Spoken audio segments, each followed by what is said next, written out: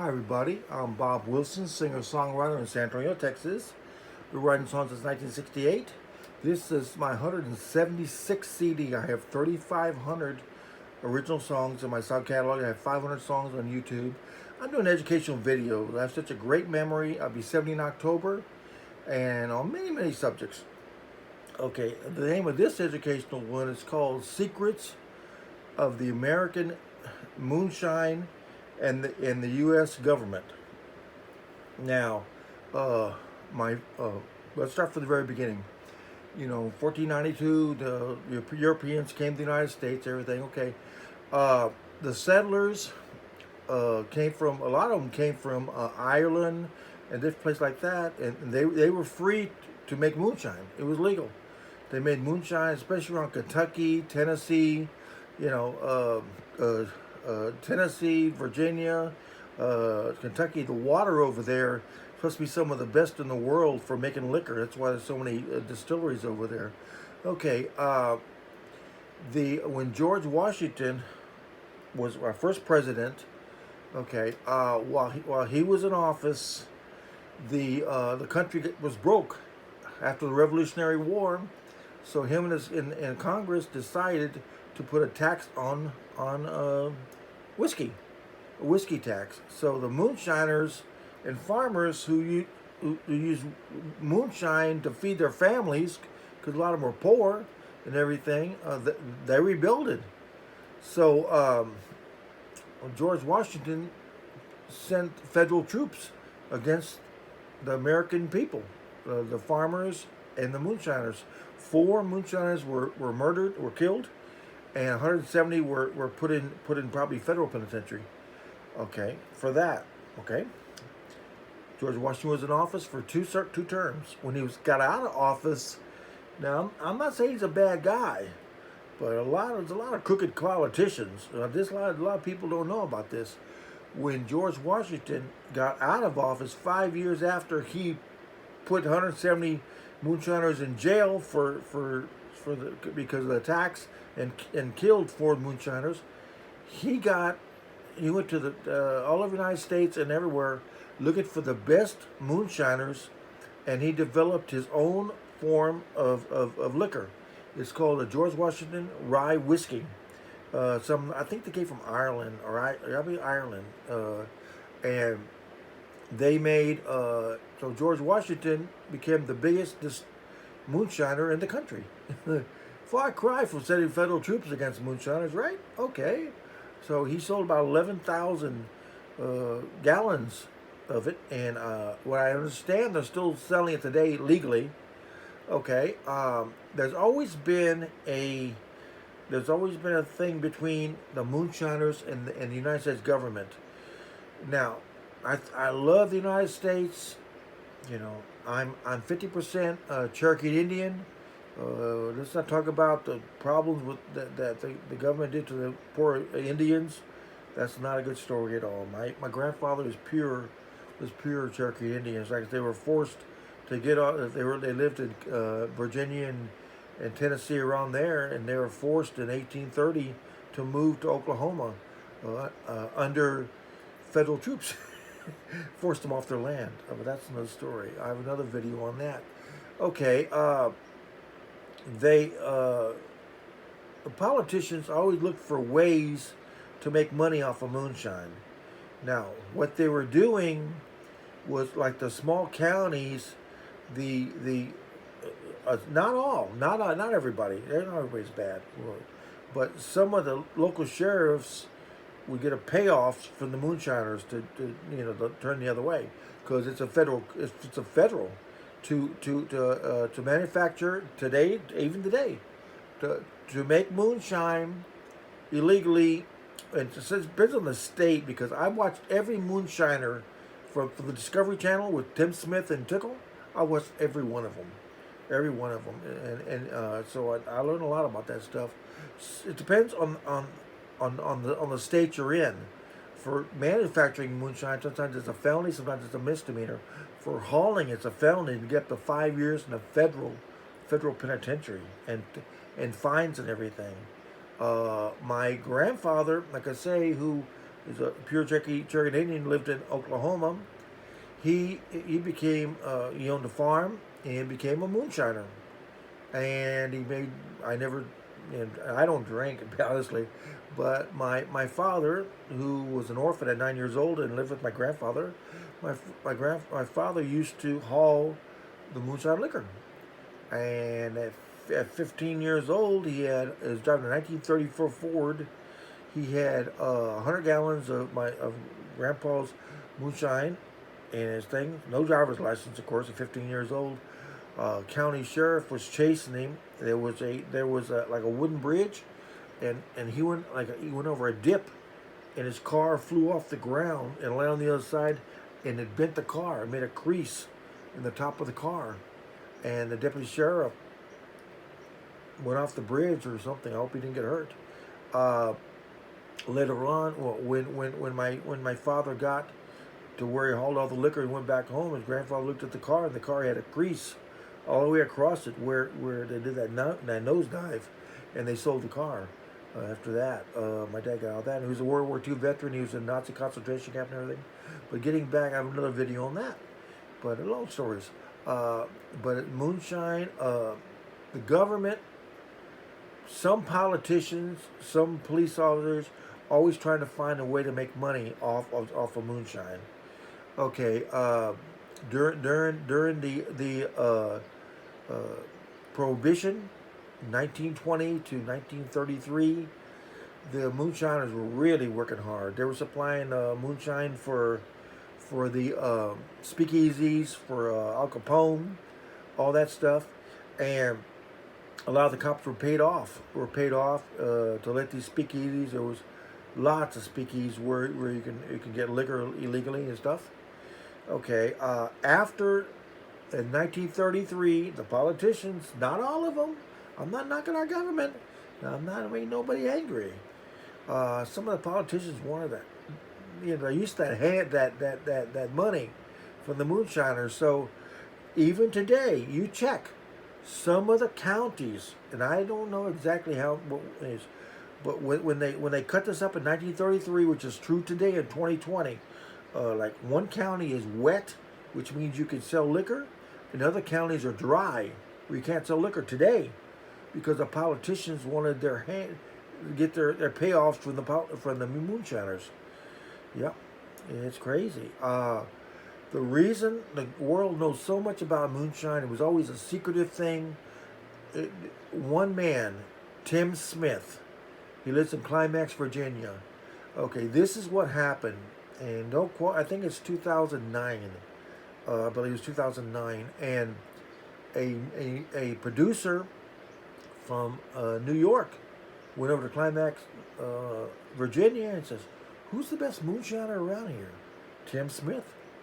They went up to Tim Smith and says, "Hey, do you make moonshine?" "Nope, I don't make moonshine. I'm a volunteer fire chief for the Climax Fire Department. I'm the chief of police over there." I said, "Well, I heard that you make moonshine." And Tim's mom passed away a long time ago, and Tim's dad, who was always in the moonshine business, Tim's dad was living on the property in a little mobile home, and Tim broke his arm for some reason, and he talked to his dad, and he says, "This guy from New York, I don't know who he is. He wants to know about the moonshine," and his dad said, "Well, it's always secretive, But those days they were passing the knowledge of moonshine from generation to generation. Now it's very hard. I didn't pass it. My grandfather did it. My dad did it. I don't even drink. What can I say? But Tim's dad told him, "Well, do you trust this guy from New York? Do you really want to tell your secrets?" And something happened. Like I say, Tim broke his arm, and he was around noon. He was at home, and he heard his beeper go off, and it was his dad. His dad was in his 70s or 80s, was going to the convenience store and had a heart attack and hit a tree and died instantly. And after that, Tim decided to call the guy from New York. I'm going to take a chance. So that's how you met Tim Smith and Tickle, which all love Tickle. In and out of prison, they love Tickle, and Mark Ramsey, Digger, Josh, Mark Rogers, all of them. I watched everyone. Okay, Tim Smith's smart. He's never been arrested for moonshine. He was at his house, and after the first year or so, when all this came on TV and it made the police look bad and everything, he was at his house eating lunch, and they knock on the door, and there's several federal officers.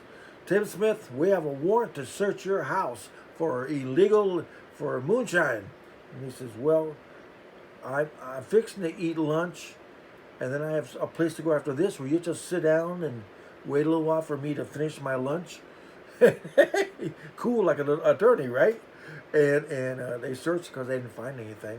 He actually had. He had years later when he was going to become legal, which is very hard for him to become legal. Very hard. He had to come with a $200,000 bond. But he decided he wanted to become legal. But when he was starting to become legal, he didn't want to get the moonshine off his place. But he had a tobacco barn, and he had another thing he cut in the thing, and he had like, I don't know, 25 gallons or 50 gallons. It was the best liquor he ever made. He had to stash it. So you know where he stashed it? First he stashed it in tobacco fields, but then that didn't work out. He got giant things of hay, because everybody has hay around there in Virginia. And he cut the top off and put the moonshine next to the side of the road, but he told Tickle about it. It's a long story. And Tim now is legal with Climax Moonshine, the ones that his dad did, Tickle, and all the people there. Okay, even today, now a lot of people are in the moonshine business today because of Tim Smith. But the thing is, people, the reason the country moonshine is better is the water. They use fresh fruits. If it's a fruity one, they let it ferment, because that's what Tim Smith always said. I always watched hundreds of hours of this. They let the I don't know what they call it, the stuff in the air. I'm not a scientist, but the ferment's better. That's why you have that flavor, like Digger, Mark and Digger. I mean, Digger's a master of that stuff, and they do it the traditional way. That's why the homemade liquor is so much better. Now you always hear about moonshine can blind people. That's true. When the moonshine steel, the first gallon or whatever, when it first to run, you're never supposed to drink that. That has the same stuff that's in wasp spray and all that stuff, and that stuff will blind you. And back in the 20s or 30s, they used to, so they were cheap and didn't have any money. They were making moonshine out of lead, stuff that had lead in it, or the radiator of the car, or stuff like that wasn't very good. A lot of them gone, but the problem Tim Smith was having was the people were saying, Tim, they ask him all the time, Tim, we can go buy your Climax moonshine legally. Is it the same as the Woods? And Tim said, I make it the same, except instead of making 100 gallons, I make 10,000 gallons. I did it myself. Tim had opportunities. The first distillery he got with in Tennessee, it was set on fire. I don't know if they hated Tim or whatever. The second one, they really liked him and said, Tim, we can do this a turnkey operation. We're going to use your thing. We're going to bring commercial thing in. We're going to, and Tim says, I can't do that. So he settled with, or he decided to go with Chuck. Chuck is in Virginia. He was a fighter pilot in World War II. World War II. In Vietnam, he was a fighter pilot. He used to be a moonshiner, and he's now legally, he has his own, but he's the first one, he has his own farm. So he raises his own corn and everything, and it was a lot harder for Tim, a lot harder. But he went with him. Chuck, Chuck and him. Chuck is kind of like Tim's dad. You know, he knew Tim's dad, and they bring up recipes. They do the climax moonshine. Tim developed. Tim's always in a hurry. He's always in a hurry for everything, and he was trying to find a way instead of to age something, because everybody likes the brown liquors these days. To age the thing, it takes 3 to 5 years or something. Tim would say, "I ain't got that time." He went to some inventors who invented. They use a 55-gallon thing, and they use pieces of wood and electric currents, which show which makes it like the seasons of the wintertime and the summertime, the wintertime and the summertime, and he'd age liquor in I forgot. Don't quote me on this. 24 hours, 2 days, something like that. And when Tickle got out, he's always including Tickle. Every time Tickle got out of jail, he always include Tickle. Tickle never got arrested for moonshine. Got medal for stupid stuff. Driving around with a sawed-off shotgun in his front seat. One headlight out. Suspended license. Okay. He's married now. Tickle's married now to a bail bondsman. The lady fell in love with him. It chased him down. A bail bondsman, beautiful lady too. So she's kind of straightened him out. He ran out of beer, and so he went to the convenience store to buy beer on his riding lawnmower. So the cop stopped him. He's like 100 yards from his house, and stopped him and he says, "Well, if you push your riding lawnmower, and the thing I won't put you in jail." And they did on that. But Tim always tries to include Tickle. Actually, Tickle's worth as much as Tim. They're both worth $300,000. Tickle wears all these, clothes and stuff, but they're worth money a lot. Most of the moonshiners on TV are worth a lot of money. But Tim, in fact, he helped get Tickle out of jail like 3 weeks early. He talked to him. He early released all this stuff. He tries to include Tickle, and he needs Tickle. They really needs Tickle, and they're a team, and they work together. And Tim said, he told Tickle, when Tickle's on probation, he said, "Look, Tim, my son JT is going to be a master of distiller just like me. He wants to be the fire department just like me, but I don't have time to teach him. We have a small still. You can come on on the property and teach him how to run a still." So they made a crazy mistake, but a lot of good liquors are caused by crazy mistakes. You're supposed to put so much rye inside a batch. Well, JT put the rye in, and then he left for something. And so Tickle said, "Well," so he put some rye in too, and they found out they put twice as much rye. And JT said, "Well, we messed it up, let's throw it away." And Tickle said, "No, you never throw it away. You run it, and you may learn something. And it turned out to be the best rye liquor they ever made." So then he went back to jail for something else, Tickle. So he Tim called Tickle on the phone in the jail and told him, "You know that mistake you made with the rye?" He said, What do you mean mistake? That was good." He says, "Yeah. Well, we're going to make it, but we want to make it. We want to age it to make it brown, because people want brown liquors these days. But we have this 55-gallon thing. We can do it. Age it in about 1 day or something." And Tickle said, "Well, why don't you just hook that up?" Because Tickle knows about everything. Tickle's a master carpenter. He's not stupid. Master carpenter, electrical. I mean, he's really good. Tickle's really good. Made a lot of mistakes, but he's really good. So he says, "Hook up another thing, a big container of it, and put that machine on. It may take a week to do it, but you'll do it." And Tim says, "Yeah." So they got I forgot how huge the machine is. They put 350 gallons of double rye whiskey, put it in there, hooked it up there, and took, I think, a week or something. And they made aged double rye moonshine in about a week. Well, that's about it. Like I say, not all the government's bad, but the moonshiners and the governments always had love and hate situations. The old days, they used to have a thing where they had a man up on the hill, and when they see the moonshiners coming down the road, they had a stick of dynamite and they just blew it up. You could hear the noise for miles, and the moonshiners would know. Or the whole family was in on it. The, the mother and the father and everybody was making the moonshine. They had the kids. They had the kids looking out for the moonshiners, looking out for the revenuers in Yale. But it's still today. I don't recommend making illegal moonshine to anybody.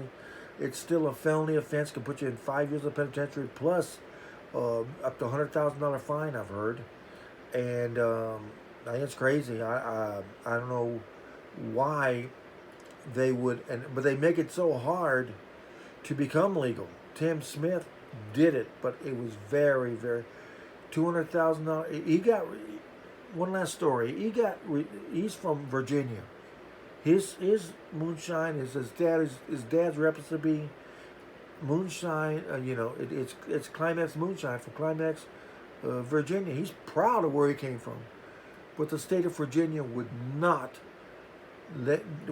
give him a license. He had to go to Tennessee.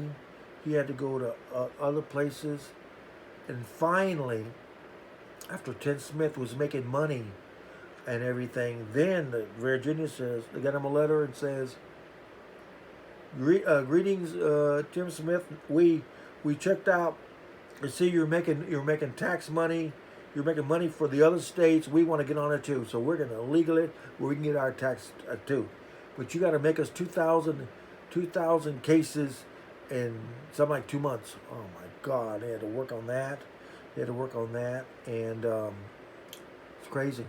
So I like to say I don't drink moonshine myself, but I never understood why it's illegal and why you can go to federal penitentiary for making moonshine. I don't understand that. Well, it's Bob Wilson, Bob Wilson Nation. Peace out.